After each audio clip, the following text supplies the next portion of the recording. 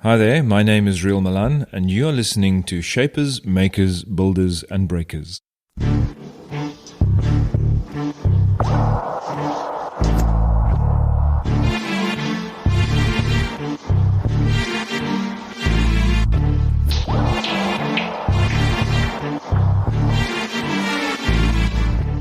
We are well into Season 2 of Shapers, Makers, Builders, and Breakers, a podcast show that started as a passion project during my sabbatical in 2019. The guest that I've interviewed so far underlines the depth of leadership and vision that Africa has, and I am thrilled to showcase Africa's finest minds on this podcast. My recipe remains the same, telling the thought leadership stories that needs to be told by someone that is not a journalist. I approach this podcast as a simple peer-to-peer conversation with amazing people asking the questions that I would like to know. The reaction that I continue to get from the public through these conversations remains inspiring, and I thank Exeo Capital for allowing me to continue with this project as part of my day job.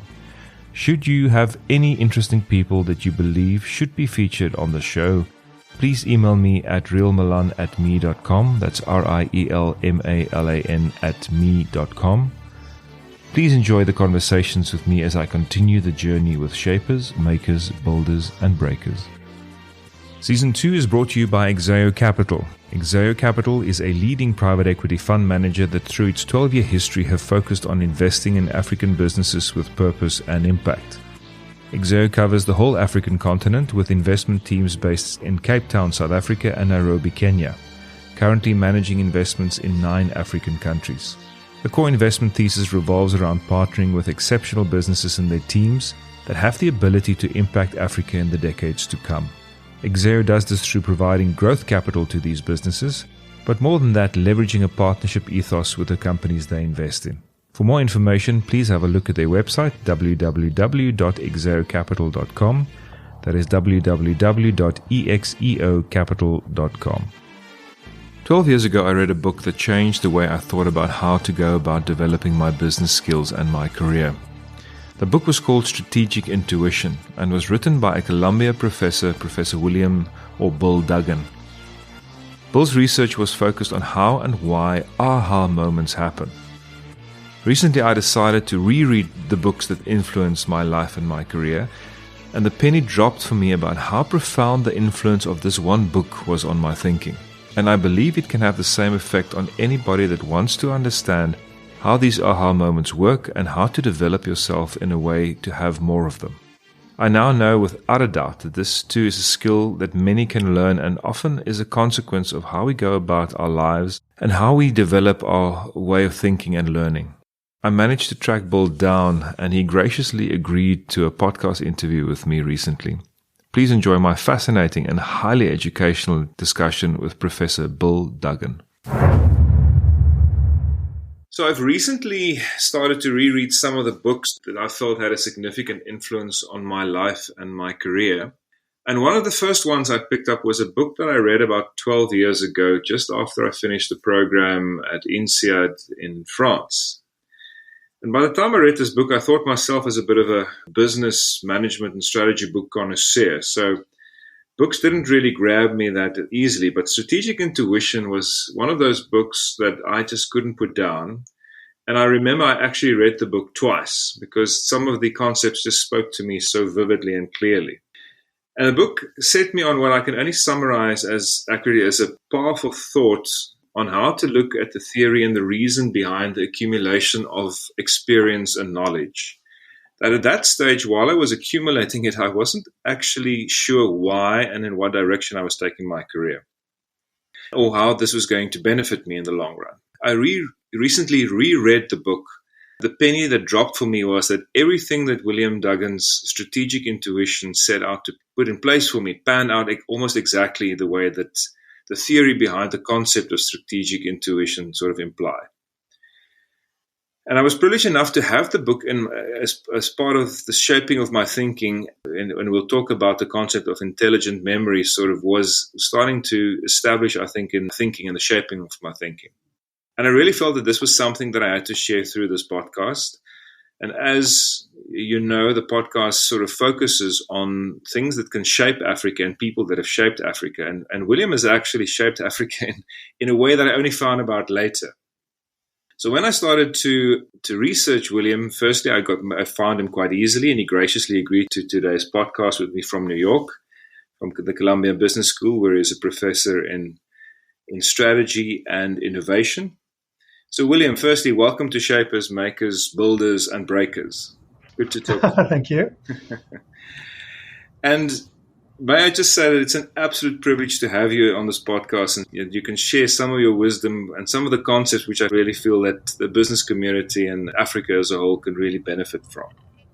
So if you look at William, and this is a little bit about William, and he's not going to say it himself, so I'll just sort of give you guys a quick rundown of William. So he teaches strategy and innovation at the Columbia Business School in New York. And William, you must correct me here if I'm wrong or my facts are wrong. These are all courtesy of the web. The other thing is you can call me Bill. Bill, okay. Bill. Yeah. So Bill, yeah, I'll have to I think you've now been burnt into my mind as William, but I'll try to talk. That's fine. No, you can call me what you want, but you're free to call me Bill if you want. Okay, Bill.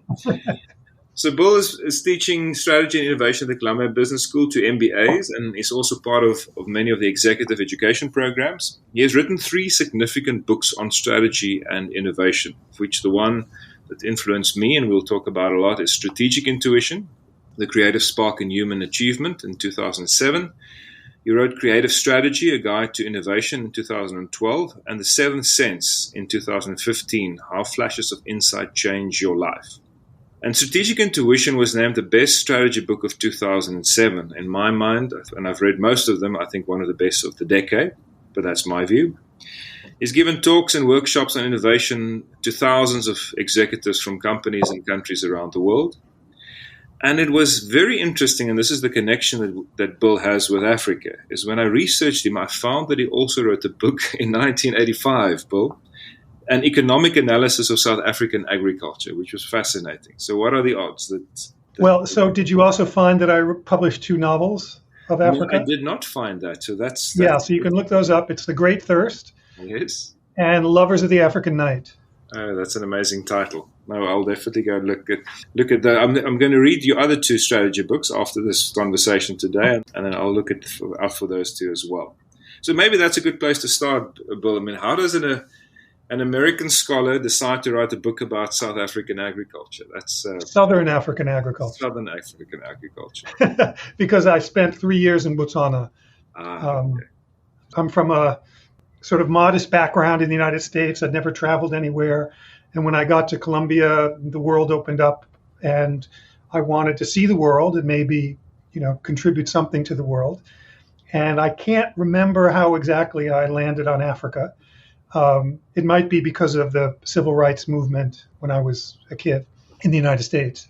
But in any event, I traveled to Africa, and I ended up spending 20 years working in and about Africa, and wrote 3 books on Africa. Spent 3 years in Botswana, learned 2 African languages, never very well. That's what I did for many years, especially in my youth. I ended up working for the Ford Foundation. I spent 7 years as the Ford Foundation representative in West Africa, in Dakar, Senegal, but working all over the region. And then came back to New York headquarters, and it was while working for the Ford Foundation in New York City that I got the idea that I then came to Columbia Business School to write about and teach about. And that's, in a sense, the most technical name for it is indeed Strategic Intuition, which is the title of the book you mentioned. So you also mentioned that you traveled all the way from Cairo down to the southern tip of Africa. Yeah, so I've been to more than half of the countries of Africa. I've worked in maybe half a dozen or more. Right out of college, I traveled all the way across Africa overland from Cairo to the Cape. And the true Cape, right? I touched my toe in, below Cape Town, where the Cape Agulhas, I think it's called. Yeah, that's the southern tip. Yeah, that's right. Yeah.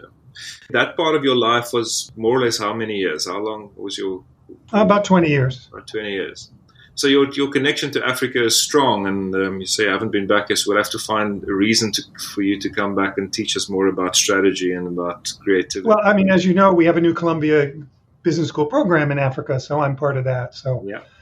I'm back to Africa, so to speak. Yeah, and we'll put some of the details. It's a fantastic program that you've put together for an executive development program that you've put together for African, specifically for African executives. And we'll put that on the show notes. But maybe just if you can just give us a quick few sentences about what you plan to do with that and what it's focused on. Oh, for that? Yeah, that's based on Columbia Business School's very successful Latin American program, where 2 or 3 of the top people from a company, small company, sort of beyond the true startup, where you're ready to think about the future and you're ready for the next phase of the company, the top 2 or 3 people come and get essentially a mini MBA.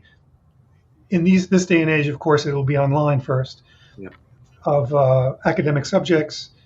But then you also develop a project that will take your company to the next stage of what's next. And that's for the group from that company to develop.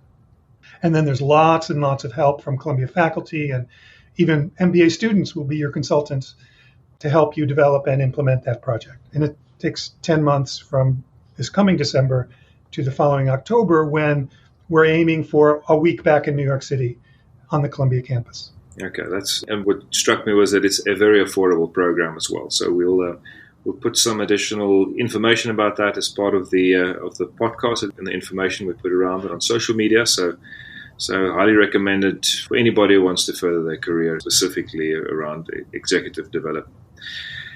So let's maybe dig into sort of the core topics today, Bill. I mean, innovation and strategy is probably one of the most discussed topics in business today, to the point where I think, the whole idea of either innovate or die is making people extremely anxious. And often I think that innovation for the sake of innovation is often very misunderstood as well. But I think what you've done here is and what we're going to be discussing today is sort of make it very real and put a methodology on the table around how you cultivate your ability to innovate. But maybe just to take a step back to your love of innovation and strategy, and you've just shared with us your journey on how your career developed.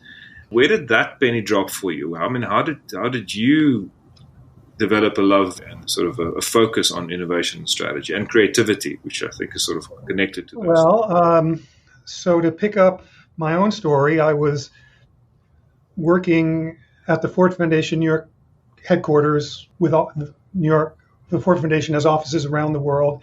I was a strategy and innovation advisor for all of them. That was my role, sort of an internal consultant on these topics. And as I started, it occurred to me very quickly that everyone had a different idea on what those 2 words meant.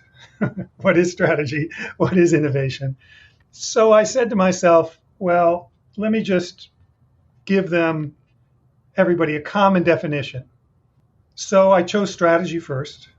And I said, well, let me look and find a common definition of strategy that everyone can accept. So I went to the dictionary, and I still have the dictionary somewhere. It's a very common dictionary in the United States. I'm looking for it on my shelf right now. I don't see it. It's many people will recognize it. It's a pink-covered Webster's 9th edition dictionary. So I looked up strategy, and it was a very boring definition. And I said, these people will, they'll think I'm insulting them by giving them this very simple definition. But it happened to be the kind of dictionary that tells you when the word entered the English language. And it said 1810. And I said, well, that's surprising. I figured strategy was a very old word. Most English words were already in the language by the time of Shakespeare. That's 1600. So 1810 is very, very late. And I said, maybe that's interesting. So I looked it up, and it turns out very quickly you find out that it's a military use. It entered the English language through the military. And 1810 was a very important reason for that, because it was the height of success of Napoleon as a battlefield general. In America, we don't learn much about Napoleon. So I found out, shockingly for the first time in my life, that Napoleon was the most successful battlefield general in recorded history in the Western world. And That's how he became Napoleon. That's how he conquered Europe, through personal success on the battlefield. So the English and the Prussians especially, but then, all the major countries started studying strategy, especially Napoleon, to figure out how did he do it. Well, the first great classic of this era, many people will know this name, was by Karl von Clausewitz, a Prussian scholar. And he wrote a book called On War that is still in print, still recognized as the greatest classic of strategy in the Western world. So I started reading that. It's very painful to read. It's sort of, early 19th century German, academic thinking. In any event, he's answering the question, how did Napoleon succeed? And as I'm reading it, I come to this portion where he's describing something that I recognize as, this is the modern science of intuition. Now notice, two things came together in my mind, right? Neither of which I invented. And so I started looking this up. I said, well, certainly somebody must have noticed this, that Clausewitz is saying the most important thing is this thing that, modern science now can tell us about. But nobody noticed. So I said, maybe I should work on this. I was working with a Japanese woman at the time, and I would tell her everything I discover. And when I got to sort of one of the steps, which you'll recognize, is called presence of mind, right, where you have to clear your mind as an important step in this phenomenon, she said to me, "Oh, that's martial arts." And I said, "What?" Yeah, no, she had done kendo as a kid, the sticks. She said, "Oh, yeah, they give us that lecture before every session." So that led me to study, Asian philosophy. And I found out that there's a tremendous sector of the sort of the world neuroscience community that's studying how people from those traditions create this phenomenon of presence of mind as a key step in the mental creative process. So I discovered that. And then finally, I found at General Electric, of all places, they had this big development program, and some guy named Trotter had figured out a way to basically map out what happens in the mind when you put things together in the way that Clausewitz described and the modern science of intuition tells us. And he has a nice little method for doing this. I said, oh, that's it. I'm done. I have a method. I have a theory. I have the science. So I, basically came to Columbia Business School to write about it, teach about it. And here I am on your podcast. Well, that sounds very simplistic, and we're going to dig into that. It's probably not. Let's start peeling the onion. So in your book, if I have to summarize my take on it, it's effectively that good ideas come to you as flashes of insight, and often when you don't expect them. So those aha moments that tend to happen to you. And you argue in your book that there are basically three types of intuition: the ordinary intuition, expert intuition, and strategic intuition. So maybe, just for the benefit and without giving away the book, because we want the listeners to the podcast to go and buy the book, maybe just sort of give us a quick rundown of the differences between the first two, and then obviously we're going to start unpacking strategic intuition and how, what you discovered and how that is created in people. So it turns out intuition is one of these words that has as many meanings for people as my original, inquiry of strategy and innovation. Everybody thinks they know what intuition is, but it turns out modern science now does know. So it used to be, the sort of the common mythology is that intuition is something somewhat magical. And there even became sort of a scientific theory to explain the magic, as the magic comes from the right side of your brain. Somehow the right side of your brain magically produces these, creative thoughts. Or, someone says, I have a feeling about this, or my gut tells me, my gut tells me this, my gut tells me that. So what I would call ordinary intuition is when that happens, and we don't know whether it's a good intuition or a bad intuition. Something's telling you. Well, we now know what is telling you. All thinking comes from memory. You mentioned, appropriately, intelligent memory as the new science of the mind. It used to be that a mind was a computer. know. Now they know the mind is a memory bank. And you put things in through memory, experience, and learning. And then as you face every situation during the day, you're pulling these things from your memory to face the current situation. So ordinary intuition, yes, it's based on something that you saw or something you learned or something you knew. But we have no idea whether it's a good source or a bad source. It might be because there's some Star Trek episode, where Captain Kirk did this in an alien land. Or it could be, that someone did something really well and successfully, and that's the basis of your thought. So ordinary intuition is not something you want to follow. Yeah. It might say to you, let me investigate this. It might start you thinking, that's good. But do not trust your gut. That's ordinary intuition. That's where all their various biases tend to become. Yeah, it could be a good source of memory or a bad source. We don't know. The whole point is that confirmation biases and that's a product of your upbringing, your culture, all of those influenced. Yeah. Now, expert intuition is the good version of that. This is where a firefighter will enter a building with the crew, and it's too quiet. And, the officer in charge says, everybody out. And lo and behold, the fire was below, and it just burned through the floor, and they all would have died. And that's why the fire was too quiet, because it was below and the floor was blocking it. That's clearly based on experience. This person had so much experience, they were able to do that. A junior firefighter just starting that day would have absolutely no idea why that person said, let's leave. Now, afterwards, the person can explain, right? And now that younger firefighter has that experience, has that knowledge. And so the next time that younger firefighter might be able to have that same expert intuition. You've probably experienced this many times. You walk into a meeting, you walk into a room, you notice a few things, and you immediately know what's going on, right? Because you've been to that situation so many times, you know the dynamics already. So expert intuition is good. Repetitive, really, that sort of can be institutionalized, I would say. Well, sort of expert intuition means every time you do something, next time you can do it better and faster. Okay. Now, it's typically personal experience, right?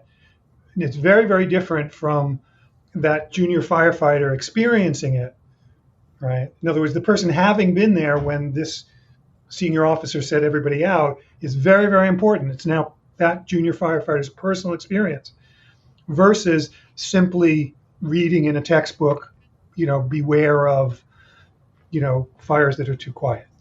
So expert intuition is very much sort of a personal buildup of expertise. And it can happen very, very fast, right? And it typically does happen. Nurses, doctors, soldiers, people in dangerous situations or situations where you have to react quickly, it's very, very useful. Strategic intuition is when you face a new situation, right? Expert intuition is good for a similar situation where you can bring your experience in similar situations to that thing. But if you face a new situation, it's not going to work. It's going to give you the same answer, but to a different problem, which doesn't work. Now, actually, intelligent memory has an answer to that. This is where the presence of mind comes in. What you have to do is you have to pause, let your mind clear, and then much more distant and much more varied pieces of the puzzle might come together and form a new combination that matches the pieces of the new puzzle. Right? So it's about pulling those parallels between your experience, and we'll talk about that intelligent memory now, but then applying that to this new situation or the new lay of the land. We'll talk about Napoleon because you love to quote him in the book as well, and I think it's a great example. Right, exactly. So the new situation is actually composed of various elements. And what your brain is actually doing, it's saying, oh, okay, there's an element that fits that. Here's a different element that fits that.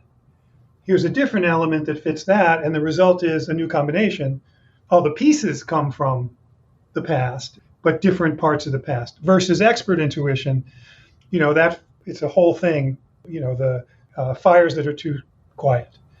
It's a fascinating example, Napoleon, and I have to say I've looked at him completely differently, but your pullback is, and maybe sort of to pause a little bit on Napoleon, because I think the application is great for just to clarify what you've just explained. In your book, you said he was a scholar from a very early age, in terms of, and a student of military history. So that was his passion from very early on. So those data points that you mentioned, he was adding to that knowledge and to those data points from a very early age. I mean, that was sort of the memory bank that he was creating in terms of what he was going to be using in his career later.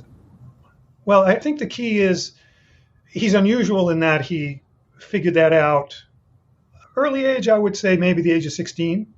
And so what's very important about what he studied is he studied examples. He didn't study military history in general. He studied what exactly did this captain do in this battle, in this situation. Oh, in that situation, this technique worked for this result. Oh, this other one, what did it? So by the time he gets to, his first battle, which is the Battle of Toulon in 1793, he has no personal experience of battle, but he has really under his arm, because he carries around a big book with all of this in it, examples that he can draw from. Oh, okay, I personally have never faced the Battle of Toulon before. Nobody has. But it's similar to this battle, and this battle in these ways. And so my solution is going to be some combination of these previous battles. Now, this is very reassuring in a way to younger people, because there's no way you're going to have as much experience, personal experience, as people older than you. But you can definitely study other examples as much as or more than them. So by the time Napoleon was 24 years old, he was a better general than generals 20 years older than him who only relied on their personal experience. So, I mean, and interesting with, if you just to continue with Napoleon, somehow had this uncanny ability to, like you say, to go into a new battle, pull from all of this, the information that he's built up in his memory bank.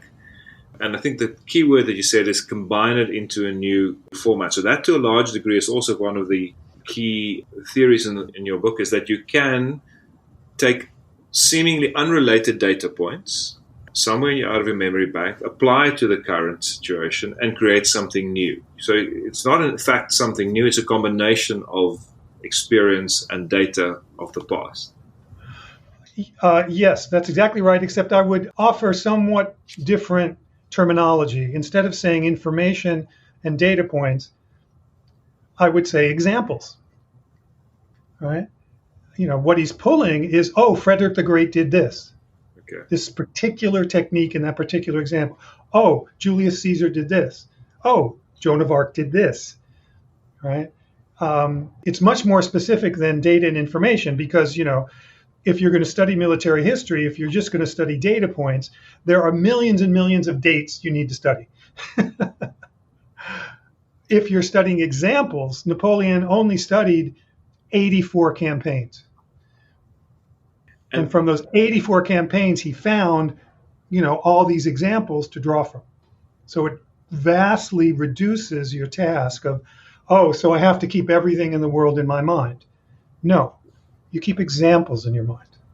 And that's an interesting point, because, there's a lot of young entrepreneurs and young people listening to the podcast. And you often get young entrepreneurs and ambitious youngsters want to further their careers. So what is interesting about what you just said is that you have to dig into the how more than anything else. You need to look at physical examples of how others succeeded in your particular field and study those examples. Is that what the core? Yes, yes, and in our complicated world, also related fields.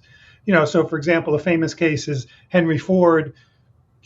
Figured out his assembly line by noticing that in a slaughterhouse, in an abattoir, the animals are hung on a rack, and the animal moves down the rack, and the people stay still. So he was the first one to have a factory, in an abattoir, the animal is being torn apart. He was the first one to have a factory where you're putting things together with the workers staying still and the product moving along like like the animals moving along the rack with the worker staying still. So he took that example from, the meat industry and he brought that into the car industry. As a matter of fact, you might even say the most creative ideas come from including something from outside your field. Now, Napoleon, he wasn't trying to, create a new product. He was simply trying to win battles. So, he wasn't trying to innovate.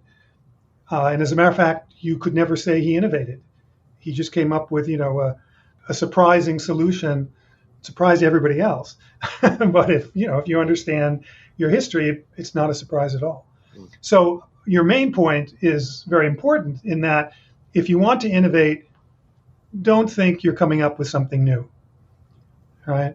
Because if it's completely new, no one will understand it. There'll be no way to make it, right? Because if you're taking pieces that worked before, they come with the ability to do that piece. You know that it's possible because somebody did part of it before versus, dreaming. Well, I mean, and this to sort of expand on that concept. I mean, if you look at today's world that we're living in, you mentioned just the sheer magnitude of information that's available. And if you have to give advice to young people and to young entrepreneurs and people in the beginning of their career, I mean, how do you go about deciding, what information to go after and on what level? Because it seems like we are, we've got so much at our fingertips, but we're not really digging into the nuts and bolts of many of the aspects. Like a Napoleon, I would imagine he would have dissected these 80 battles to a very high degree. I mean, what would be the methodology that you would recommend? Yeah, so what I would recommend is, and this is where that General Electric technique I discovered comes in. Again, I've never invented anything. I've stolen all my ideas. I'm very proud of that. It basically what he says is, his method is, don't try to do this in general. I mean, if it happens truly serendipitously, great, right? But more likely, right, there's some problem you're working on. There's some direction you'd like to innovate. There's boy, wouldn't I love to innovate in X? Well, take that X, right? Break it down. What are the pieces of the puzzle, right? So now, it's X1, X2, X3, X4, X5, now you have 5 pieces, right? And now you're searching for examples of those 5 pieces. Has anybody solved that piece? Has anybody solved this piece? Has anybody solved that piece? Has anybody solved that piece? So it greatly constrains and reduces your search work, and it directs it, right? So that, you're not studying everything. You're studying, has anybody figured out how to do X? And then, of course, one wonderful thing of this modern technology is you have the greatest search tool ever invented at your fingertips. Yeah. It's called Google, right? But it's actually, complicated. As you know, when you do a Google search, you don't automatically get examples of things that worked. So it takes a bit of technique to figure out how to get that out of Google. That's actually the topic of the second book, Creative Strategy. It's how to use this technique that I'm describing in a somewhat formal way. Yeah. I mean, one of the quotes out of the book that I pulled here is that the way that intuition works in art, as it does in other fields, innovation comes through creating a combination by bringing past elements together in a new and useful way. And the other one that you said yes, that strategic intuition does increase with age and experience. But there are, I suppose, ways to accelerate that experience or that accumulation of information. And you mentioned here that formal education is one aspect that contributes to accelerating strategic intuition. And I think that's... Well, formal education is good. Napoleon did have a formal education. He did go to a military school. But they didn't teach him to study examples from history. That he did on his own, right? So, general knowledge is always better, being better at everything you learn at any stage of education is always better. But there's an extra discipline, a very specific discipline to studying examples, right? And, the reason I would say, well, of course, Napoleon, as he got older, 10 years later, Napoleon was a even better general, because now he has expert intuition to add to that, right? Yeah. Meaning he's actually tried this, 10, 20, 50 times. And now he has a much more sophisticated understanding of how to combine and what kind of combination works, right? You can become an expert in strategic intuition through repetition. Yeah, it makes absolute sense. I mean, and it's sort of, when you wrote Strategic Intuition, it was long before this whole popular concept of the 10,000 hour rule sort of started kicking in. And to a large degree, the two are very closely connected, although I think yours is probably far more researched and there's far more substance. Oh, 10,000, the 10,000 hours, they made it up. Yeah. It sounds like a wonderful number. Yeah. All it's simply saying is that repetition increases expertise. In other words, the more you do something, the better you get. There's a famous case where, some guy spent 10,000 hours at golf, and at the end of 10,000 hours, he was barely better. The 10,000 hours is complete nonsense. But the general idea, the more you practice something, the better you get. Is that a new concept? Do you think 500 years ago people knew that? I think they did. But what that builds up, expert intuition, meaning, the more you fight fires, the better you get at fighting fires. The more you play the piano, the better you get at playing piano. But that's different from strategic intuition. Napoleon did not have 10,000 hours of battlefield experience when he won his first battle. He had 0 hours of battlefield experience when he won his first battle. And that sort of comes back to your original point around the martial arts meditation. Beginner's mind, which is also an Eastern philosophy concept. So if you have to now let's say we buy into the methodology of studying examples over the years, you build this library in your mind of how to do things, and you start to develop an in-depth knowledge of your field. And you mentioned quieting the mind and then allowing it to sort of connect the dots. But what is the methodology that you found? And since you wrote the book, you've obviously researched this, practical examples even more. But what is the optimal discipline in order to tap into this superpower that I suppose is something that everyone can work at? Well, so again, Clausewitz, which was my original source, and in a sense the original flash of insight that I myself got, is that presence of mind means you have to drop all your current ideas of what the problem is, what the answer is, what your mission is, what your objective is, what your goal is. You literally have to clear your mind. Now, of course, your mind never stops. But what you're doing is you're clearing your mind as much as possible. You've probably done this. You run into a problem, you go take a walk. You run into a problem, you go make another cup of coffee. You fall asleep, you're done working, you fall asleep and your mind, clears. What's really going on is that your mind does its own wandering, right? Versus wandering to where you want it. And there are techniques for that. They definitely come out of, especially the Zen tradition, which is a very particular Eastern philosophy tradition started in China. So Buddhism spreads from India to China. There it meets the Tao, ancient Tao in China, another meditative tradition, becomes Chan Buddhism, and then it moves to Japan, where basically Zen becomes a very, well-developed technique.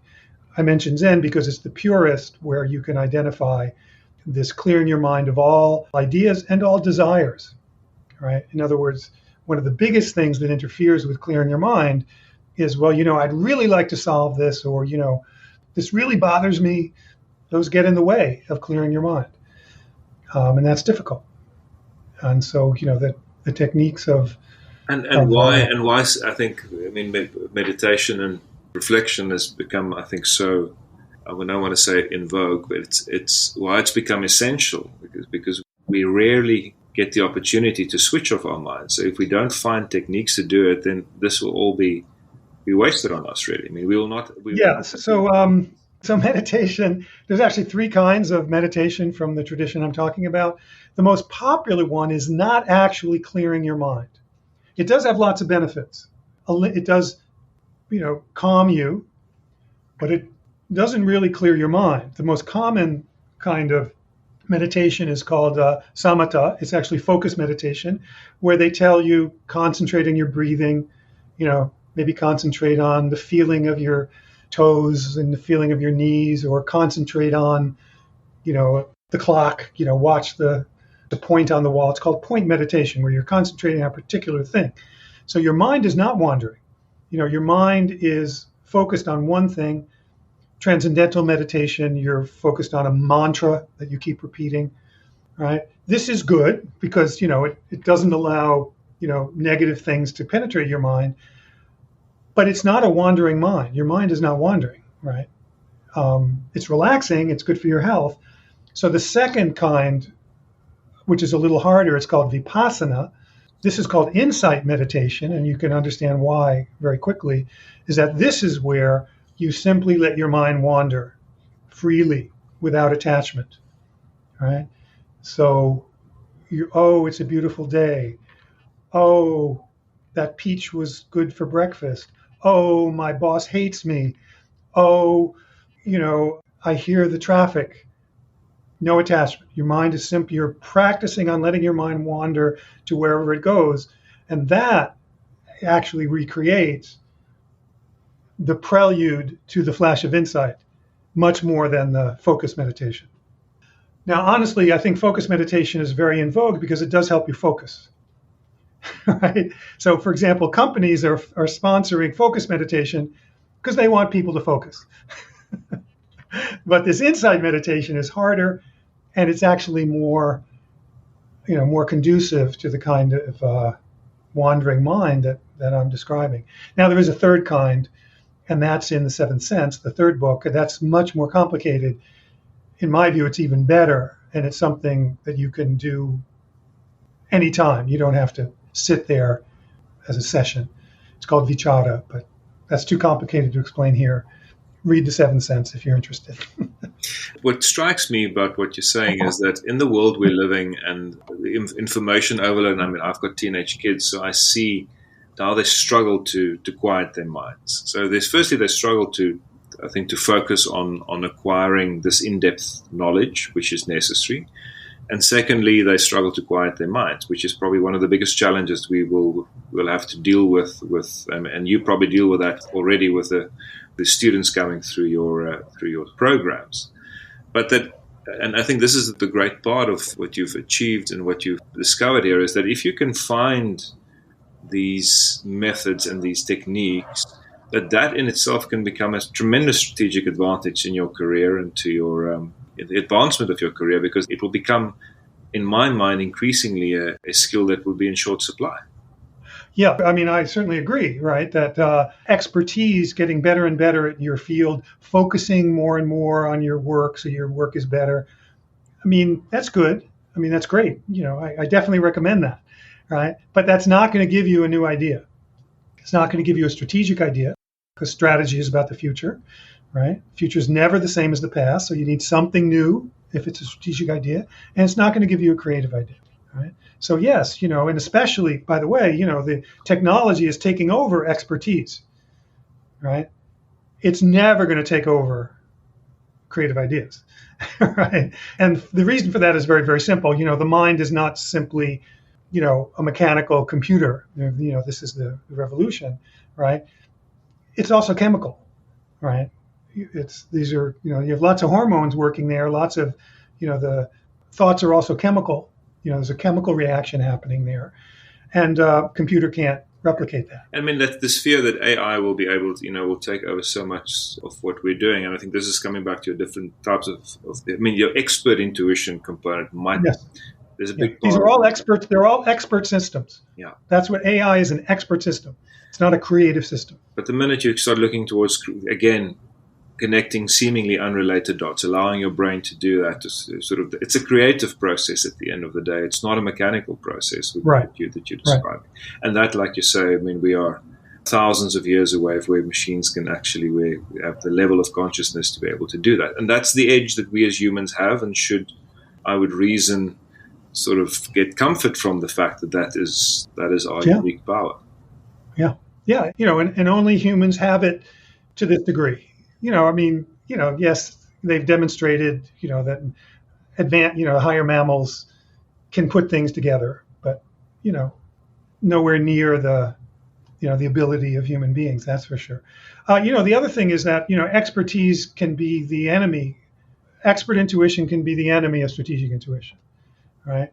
Where you think right? Where you think, oh yeah, I know what this is, and then you apply, your routine or what you've learned from somewhat similar situations, but the situation is different enough that is actually a false path, right? That's when you need to admit, and a part of strategic intuition is also humility. It's also to say, look, my expertise isn't enough to solve this. I need to search beyond my own experience, beyond my own knowledge. Right? So, very simple, way to remember this. Hard to do, but if you're facing a task and you judge that this is within my expertise. I've done this before. Variations of it. I know how to do this. Go ahead, work till midnight. Right? You don't need a new idea. But and this takes humility. If you say, look, this task I'm facing, I need a new idea, and that you can't squeeze out like toothpaste. You can't work harder to get a new idea. You say, pause, look, I'm going to search, I'm going to talk to other people, I'm going to think, and then I'm going to stop at normal time, try to relax, and let everything percolate in my mind, literally sleep on it. And then the chances of getting a new idea are much, much greater than if you had, worked till midnight trying to squeeze it out like toothpaste. It's a very interesting. But that requires humility to say, look, my expertise isn't enough for this. I mean, it's very interesting you mention humility because coming back again to your Napoleon example, exactly when he lost his humility and he marched to Russia, when he was not reflecting and he thought he was invincible, that's when he lost the plot. I mean, it's really quite amazing because, he was so conscious of his method, right? He very much knew what he was doing, and then to literally throw that away for at the biggest moment is really astounding.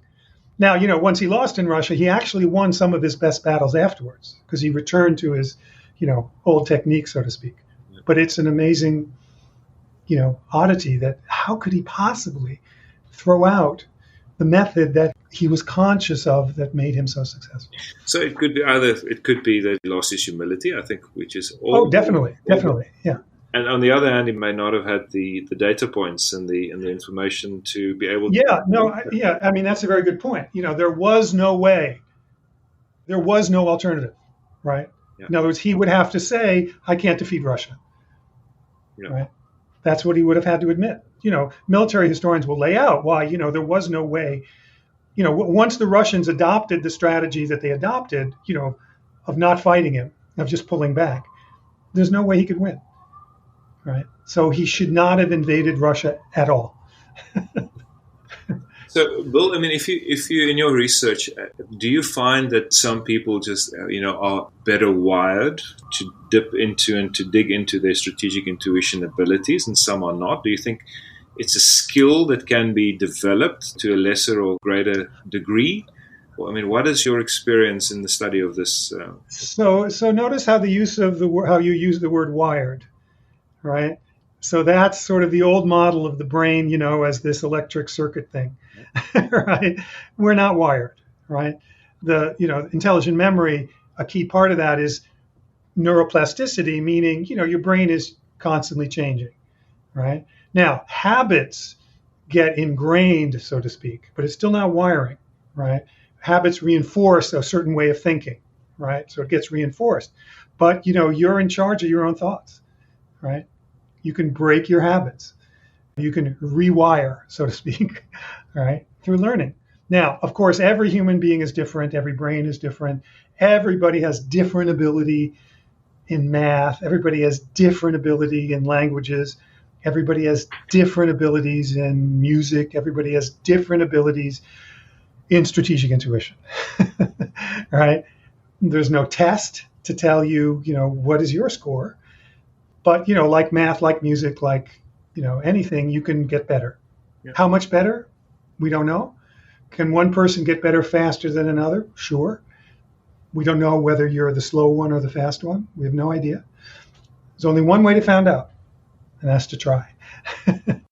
What I find fascinating is that sort of the concept of the polymath is really starting to surface again, which in the Renaissance, you had, at the Da Vinci's, and you had probably later, you had Benjamin Franklin, a number of other polymaths. And then it seems like the world went to specialization. So you were becoming very good at one or two fields, an engineer or a chemist. But now we sort of get this point where we sort of, I suppose it's being driven to a large degree by the environment that we're in, and by these points that you've raised, is that all of a sudden multidisciplinary individuals are sort of rising to the surface again. I think Steve Jobs would have been one that had, between calligraphy and a number of other, and he was a master copier, wasn't he? I mean, he could. Oh yeah, no, he, like Napoleon, is very conscious of this method. Yeah. And now we have my countryman Elon Musk, which is doing similar. He didn't invent anything, he put things together. Yeah. So would you think, and again, looking at our education systems, that's still very much focused on expert intuition, isn't it? I mean, it's really... Well, the opposition between, learning a discipline and being creative, that opposition is not true, right? That's the old model of, either, you're good at analysis or you're good at creativity. That's just not true. Education is good. You can't understand complex things unless you're well educated. And I don't have any particular, guidance beyond, a few very obvious things to improve basic education. Learning to read and write and understand various things and know the basics of science and the basics of biology, and that's all good. Otherwise, you can't understand the examples you're going to study. Now, do they teach people to study examples? No. Right? That would be a good addition. And actually, it would be best in history.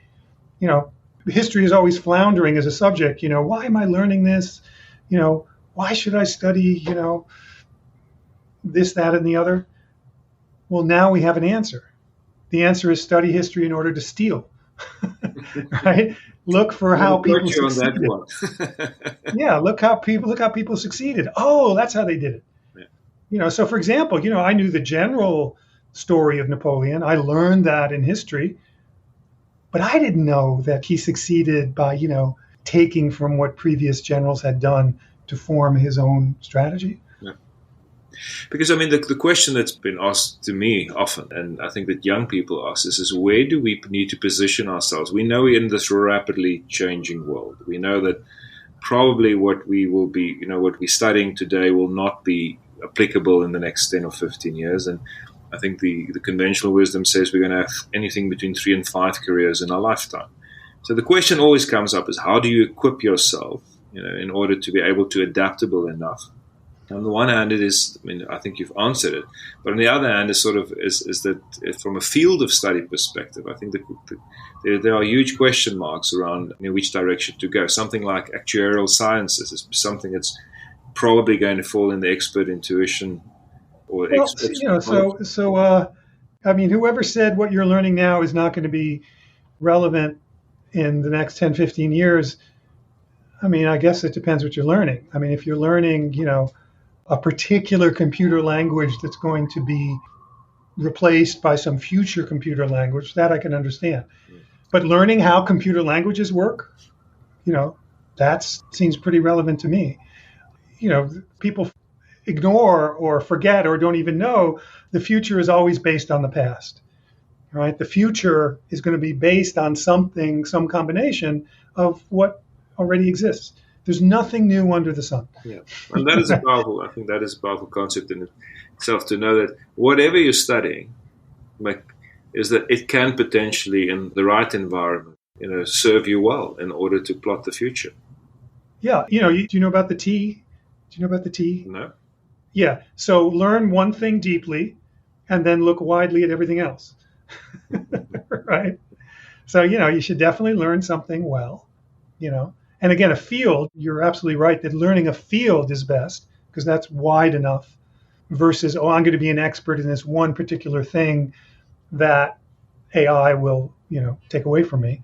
But, understanding a field in depth is great. And then, look widely at other fields according to interest. And there, it's the looking widely where you're looking for examples. The looking deeply in a field, you're learning more than examples, right? You're learning techniques, you're learning what works, what doesn't work, you're practicing. That's not my subject. My subject is, how you look widely. And it's interesting, looking for examples of how people succeeded. That's much more interesting than, trying to accumulate all the knowledge in the world.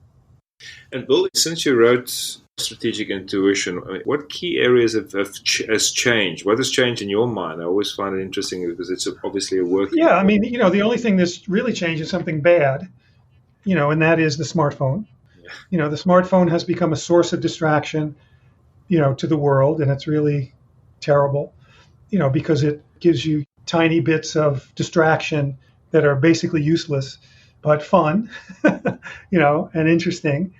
And, it's just a terrible source of distraction and does not contribute at all to what I'm describing. As a matter of fact, it takes away from it.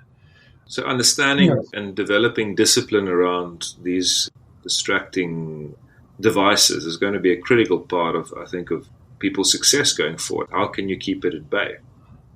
Oh, well, what do you tell a smoker? Stop smoking.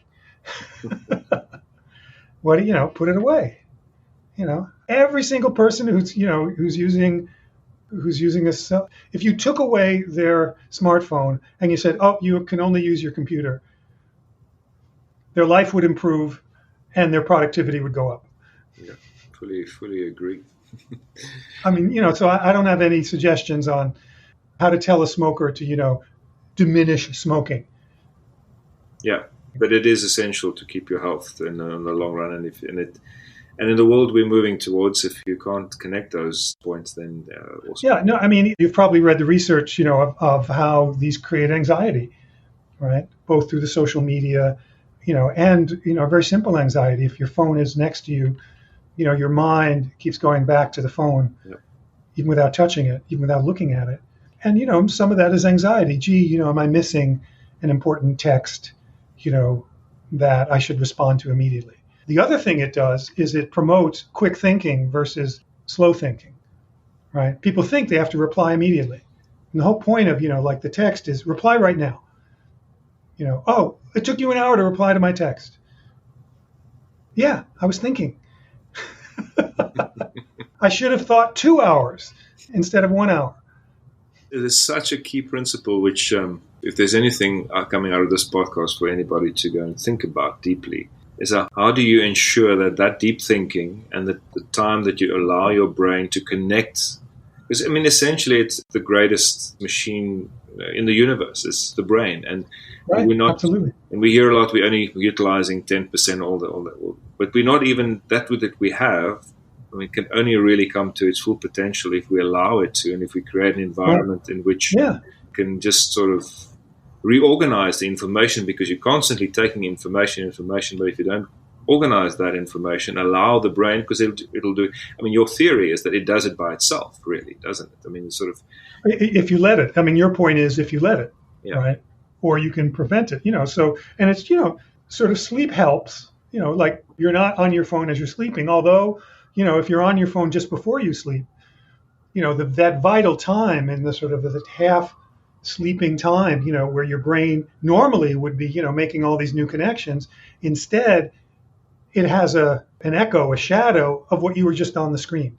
So instead of letting your mind wander as you're falling asleep, your mind is replaying whatever you saw on your screen, before you went to sleep. So that right there alone, a very simple thing is make sure there's 1 hour at least every week, waking time, when your brain is, when you're alert, where you're doing absolutely nothing. You could be taking a walk. That's fine. That's healthy too. You're not meditating again, because focused meditation means, I'm just thinking this one thought, where you're just, you could just be sitting, you have a nice window. You could just be sitting, gazing out the window. You could take a walk. 1 hour a week. I guarantee some people can't do that. Yeah. They'd have to force themselves to do it, and they'd only get good at doing it after 3 or 4 times. What is interesting is I find sometimes some of my flashes of insight comes when I'm showering. So that is just sort of obviously your body's relaxing, your mind is not expecting to do anything or to produce anything, and that's often when flashes of insight comes to my mind. Your mind is wandering freely and your body's relaxed, and so your mind is relaxed because your mind is part of your body. Yeah. I mean, it's.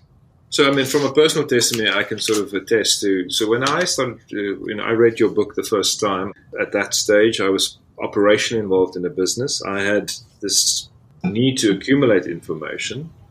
I read, like I said, as many business books and books on strategy, philosophy. I was really trying to get the data for as much information in as possible, and I wasn't quite sure where that would take me. Fast forward 10, 12 years later in this private equity environment that I find myself now, connecting those dots have never been easier and is getting easier by the second. And that is a real testimony. And I was lucky enough to read your book way back when, and I sort of started to make peace with the fact that I enjoy accumulating information just for the sake of accumulating it. That is what I enjoy as an individual. But now, all of a sudden, in my late 40s, it's really sort of starting to accelerate. So that is, I think, is probably one of the biggest gifts that you could have given me. That's great. Terrific. That's nice to hear.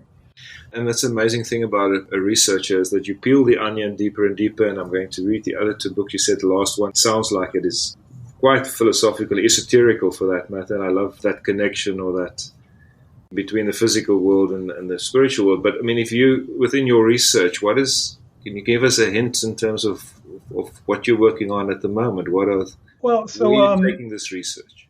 Yeah, so, in a sense, I've written a series of books on every angle of this idea that I could.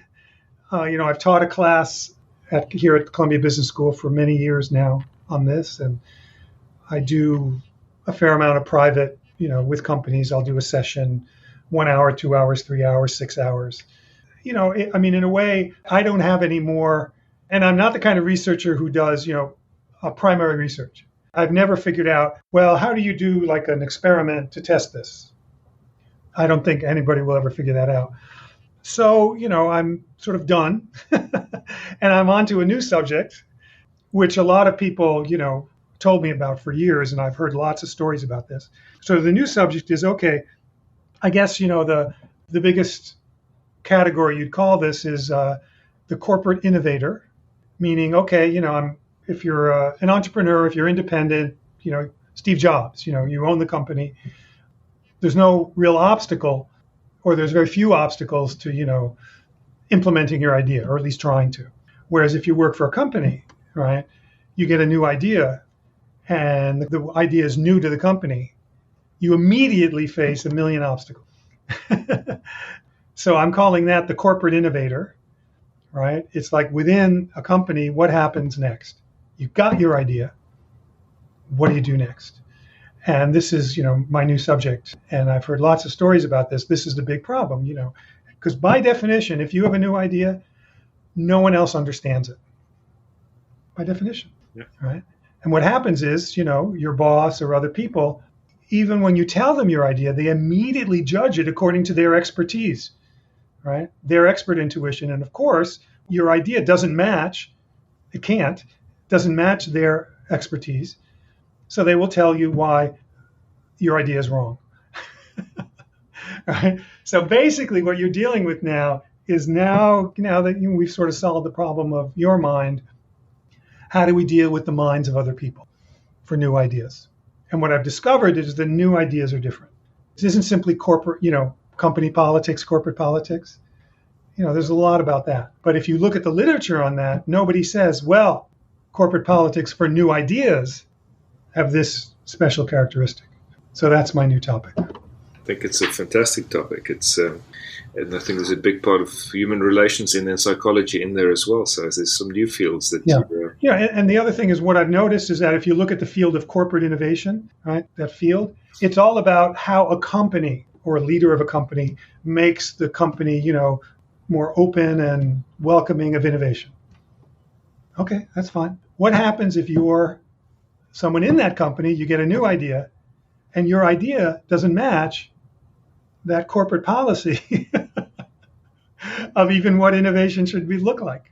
What do you do next? So that's my problem. In a sense, sort of the innovator is hero in the struggle against the society of the company. And in your experience, I mean, is the corporate world becoming more open to this kind of thinking? I think we have the benefit of, I suppose, of Silicon Valley being quite. I don't know how open they really are, but they try to be. At least they're trying to create spaces where they, by the looks of it, people can think. But I mean, are you finding that there's progression along these lines? Because it's a very intuitive line to take. Nah, it's all person by person, right? No matter what the company does, if your boss has authority over you, everything depends on whether you can convince your boss or not. That has not changed, and that never will change. And whether he's a risk taker or not, really. Or even understands, feels jealous because you have a better idea. I mean, right away, as you said, you're now into very, very close combat, so to speak, in human relations, right? The company may say, oh, we're all open, and whatever. We may have a innovation suggestion box, one of the worst ideas you can think of. Go ahead, feel free to propose your idea, and then we'll have a committee to study the 100 ideas we get. There's 3 people sitting there studying the 100 ideas you get, right? And you've had to summarize it in like 4 sentences. Good luck with that, right? So if you have to give, CEOs that's listening to this podcast, if you have to, we'll have to buy the book. So I don't know when the book's coming out. Is that soon? Oh, a couple of years. Still working on it. So from your perspective, I mean, what kind of environment is conducive to that kind of thinking? As a CEO, if you have the ability to create that environment. Don't think you can create an environment. That's the first mistake. There's dozens of books telling you how to create an environment. No. Much simpler. Create an innovation program office. Okay. Where the job of these people is to find people with new ideas and help them succeed. It's a one by one by one by one by one. It's not, how do I make the whole company? I mean, that's a sociological nightmare, right? You can't make the whole company think one way, especially about new ideas. Innovation program office, these people have the authority to find those people and help them succeed, help them figure out, maybe give them a little seed money, help them make connections, help them prepare their pitch, to the unit which they're not in that actually the idea is relevant for. And probably the best ideas will come from somebody, on the front line, doing their job and, having a flash of insight and say, what we should be doing is this other thing. So what you're saying is create a team that's out there to harvest those ideas and then to search, find them, say, look, propose your idea to us. You have an idea, tell us, and we'll help you make it happen. We won't judge you. We'll help you make it happen. Now, of course, it may be a bad idea, which means it will be hard to get the idea through. That's fine. Yeah, because innovation goes with risk. And I think the first thing is that you have to sort of, at least as a leader, make sure that to a degree, the risk in terms of that innovation is dealt with through, whatever structure or funding structure or mandate that you give them. But that is what you need to address, is that they need to be able to, again, free their minds in order to not worry about the risk component too. The risk of not innovating is greater than the risk of innovating. So another good technique is 3M. For years and years and years, 3M had a system where, if you have an idea, you have to be at a certain level. You can't be at a professional level. If you have an idea, right, and you want to take 6 months off, to do just this, right, that's fine. Make the proposal, we'll pay you, right, and you can do it 6 months, right. Now, you're taking the risk, right, by saying, well, I'm stepping away from my job. If it doesn't work, I took the risk, right? And 3M, the only risk they're taking is 6 months of your time. Yeah. Right? They're the ones also who who pioneered 15% of your time can be on not your main job, right? Just normally, again, at a certain level. So, 3M did this very well for a long time. Then along came Design for Six Sigma. right? Where they said, oh, we're going to apply Six Sigma to creativity and innovation. And now instead of the company saying, okay, look, you're taking the risk, go ahead, take your 6 months, they make you prove through Six Sigma methodology that your idea, right, mitigates all the possible risks of your idea. So, of course, innovation just went to zero, basically. And then the next CEO got rid of that. So the key problem is that don't try to formalize what the innovation should look like, what the path of the innovation should be within the company, because every innovation is different. Every innovation will have a different path. Innovation program officer is sophisticated enough to understand that and say, oh, well, in your case, you're probably going to want to do this, this, and this first, rather than that, and that.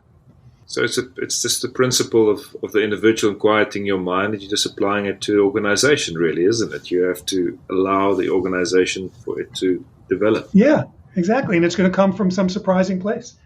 Don't think you can predict where it's going to come from. That's a very good analogy. Yeah. I'll use that. Thank you. Great. Well, sort of in closing, I mean, so hopefully this discussion is going to stir people to start reading your books, and I'll put the books out there again. But if somebody wants to read a little bit wider and, I mean, more on the subject, what one or two books that you would recommend, or one or two talks, or well, so just let me say a word on the difference among the three books. Strategic Intuition is the general idea, the research behind it, examples from various fields. Creative Strategy is just about that formal technique, where you take a problem, break it down, do the search. 7 Sense is the application to your personal life. Right? How does this apply to, my own self, really, and my own personal strategy, shall we say. So that's the difference among those three books. Beyond that, you'd have to ask about a particular topic. If you're interested in, sort of the Asian philosophy part, there's a book called Sharon Begley. It's called Train Your Mind, Change Your Brain. She does a sort of a resume of the new neuroscience research. Mm-hmm. So it's by Sharon Begley, Train Your Mind, Change Your Brain. If you're interested in lots of examples, sort of the first book I wrote on this is called Napoleon's Glance. It's just 10 stories, of people who did this in history. It's how Picasso became Picasso. It's how Joan of Arc became Joan of Arc. I mean, on and on and on through history. Yeah, and then it would just have to be specific topics. Because, still today, I'm the only one who's, put it together in this way. And you've done it in a spectacular way. And I think it's a great place to end. Well, thank you very much for your time and for your for the contribution that you made to my life. I think, firstly, it's been a fascinating talk, and it feels like, if we can go into each of these subjects a little bit more even still. So we'll wait for the next book, and then we'll unpack that in similar fashion.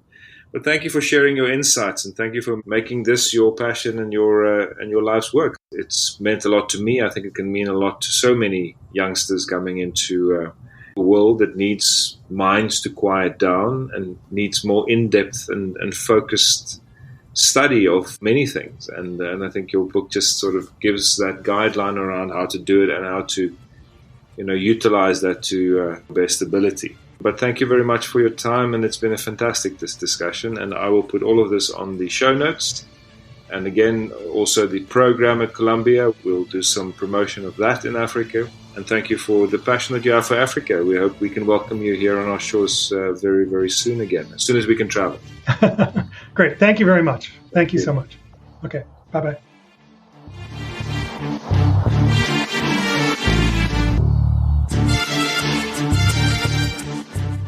Season 2 is brought to you by Exeo Capital. Exeo Capital is a leading private equity fund manager that through its 12-year history have focused on investing in African businesses with purpose and impact. For more information, please have a look at their website, www.exeocapital.com.